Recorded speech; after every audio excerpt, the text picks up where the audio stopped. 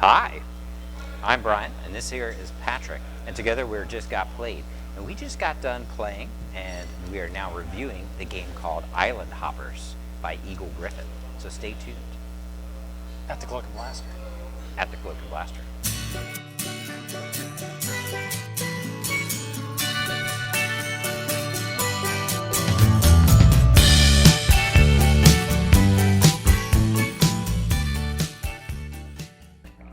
Patrick, why don't you tell us a little bit about Island Hoppers? I'd love to, Brian. In Island Hoppers, you play a pilot that's flying a cargo plane throughout the Caribbean. Actually, every player is playing a pilot, but we can only afford one plane. Now, the cargo plane that we can all afford isn't very great either. It's got a lot of busted instrumentation, barely flies, got a lot of big problems. So we have to take turns being the pilot. But each of us have different contracts that we're trying to collect on, which is getting certain goods to certain islands. So if I'm not the pilot, I'm trying to bribe Brian into making my run for me. And when Brian's a pilot, he can't make his own runs. So he collects the money off of the bribe that I'm giving him to go to that island. I'm making money off my contract. The role of the pilot goes from player to player. Now, this is actually a dexterity game, believe it or not. And the neat part is, it's a dexterity game that I've never seen anything like. You take the cargo and you place it on the compass island. You have to blindly grab it and then drop it onto the island. Almost got in my teeth. So it's kind of a dexterity, kind of memory muscle game. It's kind of interesting, but And it's literally a pick up and deliver game. literally picks something up and delivers it.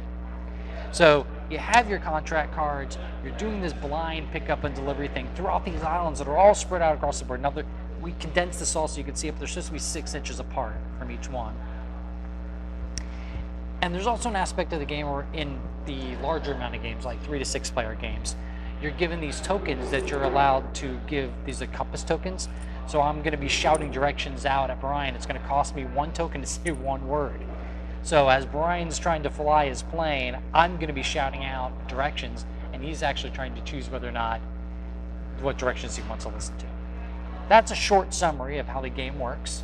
Brian, tell us one thing that you like the most about Eagle Griffin's Island Hoppers. The thing I think I liked the best about Island Hoppers is it's a even though it's a dexterity-based game, it's got the different take on the dexterity in that when you're basically bidding who's going to be the captain, and if you're not the best with dexterity, you can actually try not to win the bid or to let somebody else be the one who's going to be doing that blind drop, and you're still going to try to play the right contract, so you're still going to get some cash, and they're going to drop it off at the right island, but you don't have to actually be really great with the dexterity element of the game to still win and succeed with this game. So my favorite thing is it's an original twist on the dexterity mechanic for the game.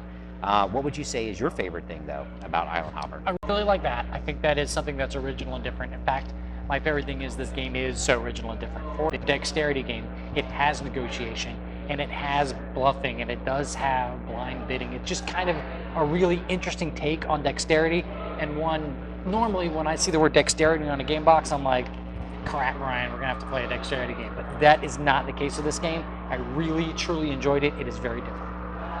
And if there's one thing that you have to pick that you like the least. The thing that I liked least about Island Hopper is in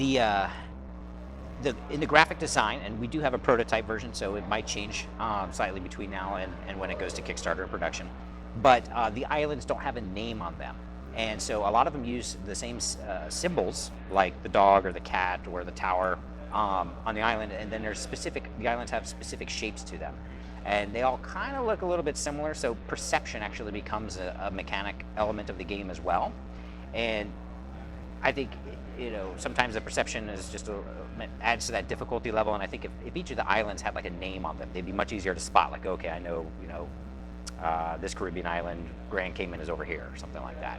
So make it just a little bit quicker, a little bit easier to try to find that island. But what would you say is the thing that you like least about Island Hopper? Well, the graphic art is well done, as in all Eagle Griffin games. It is actually very well done, and it looks attractive. It's a little cartoony, and that may actually play to its audience, but I would love to see some really beautiful Caribbean pictures, some pictures of some really gorgeous, true-to-life islands. And it would be Coconuts. nice, some coconuts. It would be nice if they added that extra flavor, like what you said, of maybe having the islands to make it feel a little more immersive. So I think that would be the thing, is if the art was a little bit more immersive, I would absolutely love this game because I do like it a lot, and it'd be like the cherry on top. So, Island Hoppers, coming to Kickstarter very, very soon by Eagle Griffin Games. Fly over there, get yourself a copy. Or 2. Pick up a couple copies. Yeah, they could also slap a different kind of theme on this pickup and delivery thing in the Caribbean. Then South America. Yeah, they could extend it to South America. That would be the second Yeah. edition. Colombia. Yeah. Kind of cool. You could do submarines in addition to airplanes. They could do that. They could do that. And then have drug dogs, like being the adversary, kind of snip you out. Yeah. Again, this is Patrick, and I'm Brian, and together we're Just Got Played, and we're here at the Cloak and Blaster. Thank you for watching. Dang it. Screw it. It's good. Yeah, you can always edit it. At one point, always edit it. I had something that like flew into my eye. So the first. What kind of production is this?